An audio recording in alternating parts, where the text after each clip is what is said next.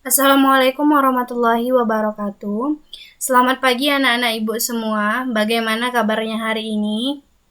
Semoga kalian selalu dalam keadaan sehat dan tetap bersemangat untuk memulai proses pembelajaran kita pada hari ini.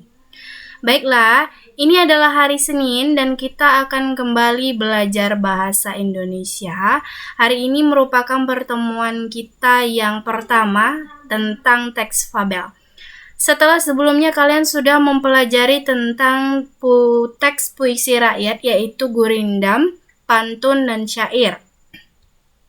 Kalian sudah dapat mengidentifikasi bagaimana bentuk pantun, kemudian kalian sudah tahu bagaimana bentuk gurindam, dan kalian sudah mengetahui bagaimana bentuk syair. Selanjutnya kita masuk kepada bab baru, yaitu tentang teks fabel. Nah, Ibu rasa kalian sudah pernah mendengar atau sudah pernah membaca teks fabel. Nah, pada pelajaran kali ini kita akan mempelajarinya lebih mendalam. Sebelumnya, kalian harus mengetahui terlebih dahulu tujuan pembelajaran yang harus kalian capai dalam proses pembelajaran kali ini. Yang pertama, kalian harus mampu mengidentifikasi pengertian teks fabel. Yang kedua, kalian juga harus mampu mengidentifikasi jenis-jenis teks fabel. Dan yang Ibu harapkan dalam proses pembelajaran kali ini, kalian juga harus mampu mengidentifikasi unsur intrinsik teks fabel. Nah, baiklah, sebelum Ibu menjelaskan kepada kalian bagaimana bentuk atau bagaimana pengertian teks fabel itu sendiri, ini merupakan contoh teks fabel yang berjudul Lebah dan Semut. Ibu tidak akan membacakannya, kalian bisa lihat dan kalian bisa baca sendiri seperti yang ada pada layar.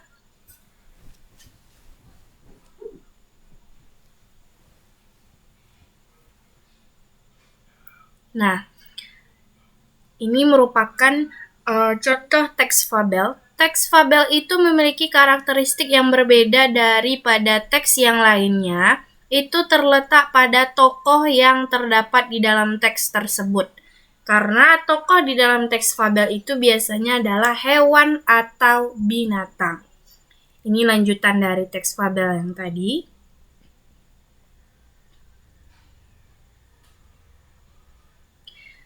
Nah, saatnya kita mengetahui apa sebenarnya itu teks fabel. Silakan kalian perhatikan layar. Nah, teks fabel atau fabel itu sendiri berasal dari bahasa Latin, yaitu fabulat. Teks ini merupakan teks yang bergenre fiksi. Fiksi itu artinya adalah hayalan yang tidak terjadi di kehidupan nyata. Fabel merupakan cerita tentang kehidupan binatang yang berperilaku menyerupai manusia. Fabel sendiri itu biasanya sering juga disebut sebagai cerita moral, karena pesan yang ada di dalam teks fabel berkaitan erat dengan nilai-nilai moral. Teks cerita fabel tidak hanya mengisahkan tentang kehidupan binatang saja, tetapi juga mengisahkan kehidupan manusia dengan segala karakternya. Nah, binatang-binatang yang ada di dalam cerita fabel ini memiliki karakter-karakter seperti manusia. Karakter mereka ada yang baik dan ada juga yang tidak baik. Mereka mempunyai sifat yang jujur, sopan, pintar, kemudian sifat-sifat terpuji yang lainnya, dan ada juga yang berkarakter licik, sombong, misalnya suka menipu. Nah, cerita fabel tidak hanya ditujukan untuk anak-anak, tetapi juga untuk orang dewasa. Setelah kita dapat membaca nanti teks fabel, kalian akan dapat mengambil nilai-nilai moral yang terdapat di dalamnya. Nah, untuk mengetahui tentang teks fabel sendiri, terlebih dahulu kalian harus tahu ciri-ciri teks fabel. Nah, ciri-ciri teks fabel itu apa saja? Silakan kalian perhatikan layar. Yang pertama, ciri-ciri teks fabel itu yang pasti adalah tokohnya berupa hewan atau binatang yang bertingkah laku seperti manusia. Kemudian yang kedua, terdapat nilai moral, tadi sudah Ibu sampaikan. Kemudian penceritaannya pendek. Jadi teks fabel ini kurang lebih sama dengan cerpen, itu hanya terdapat satu masalah saja atau satu konflik saja di dalamnya. Kemudian bahasanya mudah sekali dipahami karena fabel ini biasanya memang lebih banyak ditujukan untuk anak-anak sehingga digunakan bahasa yang mudah dipahami. Selanjutnya, ciri-ciri fabel itu juga menceritakan karakter yang lemah dan yang kuat. Berarti ada karakter yang protagonis dan ada karakter yang antagonis. Kemudian, karena tokohnya itu adalah hewan atau binatang, latarnya biasanya terletak di alam. Bisa di hutan, bisa di sungai, bisa juga di ladang, perkebunan. Ciri-ciri teks fabel yang selanjutnya, ceritanya ini berurutan, artinya runtut mulai dari awal sampai akhir, dan biasanya berupa dialog antara satu tokoh dengan tokoh yang lainnya menggunakan kalimat langsung. Ya, yang terakhir, setiap ada cerita pasti ada sesuatu yang harus kita ambil dari cerita tersebut yang disebut dengan amanat. Teks fabel juga mengandung amanat yang syarat akan nilai moral sehingga pembaca dapat mengambil sebuah pesan dari teks fabel itu sendiri. Nah, ini adalah ciri-ciri teks fabel. Silakan kalian lihat dan baca, kemudian pahami dengan baik.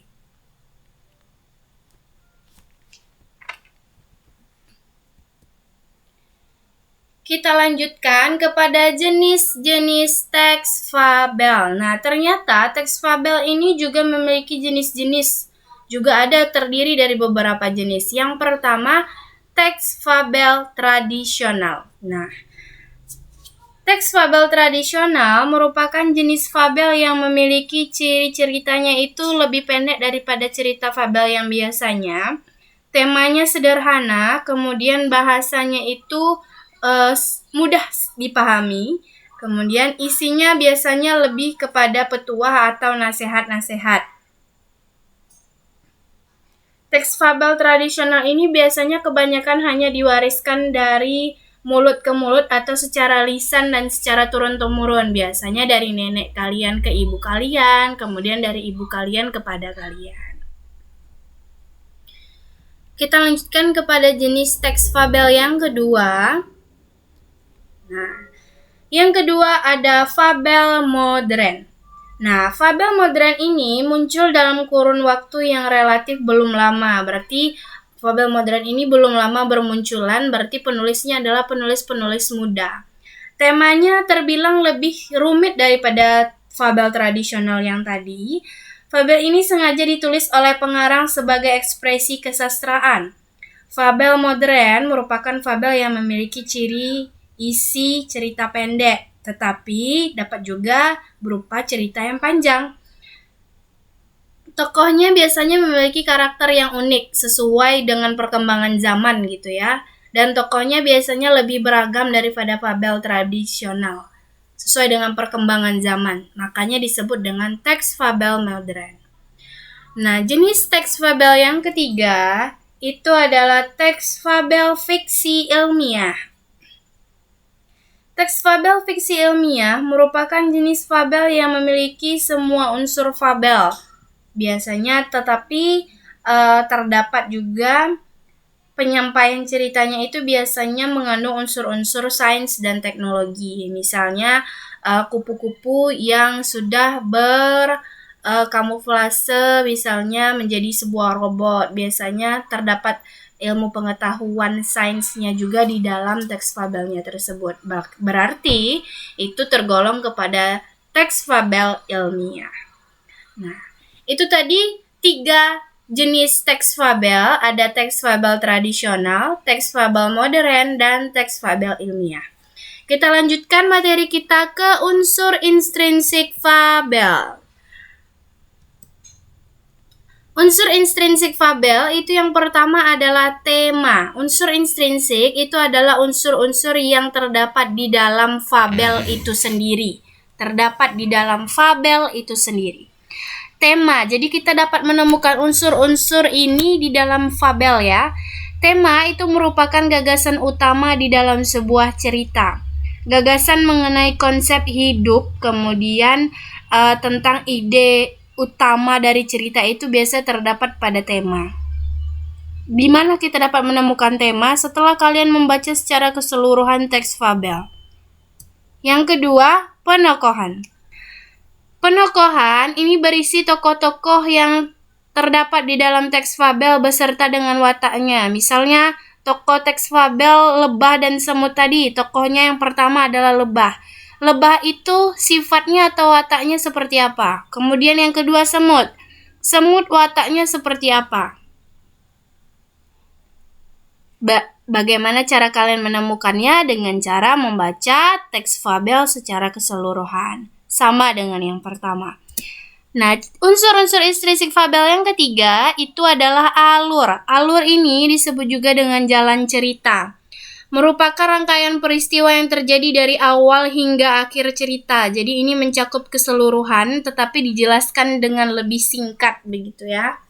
Nanti di kelas 8 kalian akan belajar mengenai tingkatan alur. Yang keempat, latar. Latar ini berisi tentang tempat, waktu, dan suasana kejadian di dalam sebuah fabel. Tempat latar kebanyakan ceritanya itu di mana? Misalnya bisa saja di hutan, seperti yang Ibu bilang tadi, biasanya kebanyakan terdapat di alam. Waktunya kapan? Apa mungkin bisa pagi, senja, atau misalnya petang. Unsur intrinsik fabel yang kelima, sudut pandang. Sudut pandang ini merupakan cara penulis menempatkan dirinya pada cerita atau teknik yang digunakan penulis dalam menyampaikan cerita. Apakah penulis di sini ini sebagai orang yang pertama di dalam sebuah cerita tersebut atau dia sebagai orang yang ketiga? Kalau dia sebagai orang yang pertama, maka dia ditandai dengan kata-kata aku.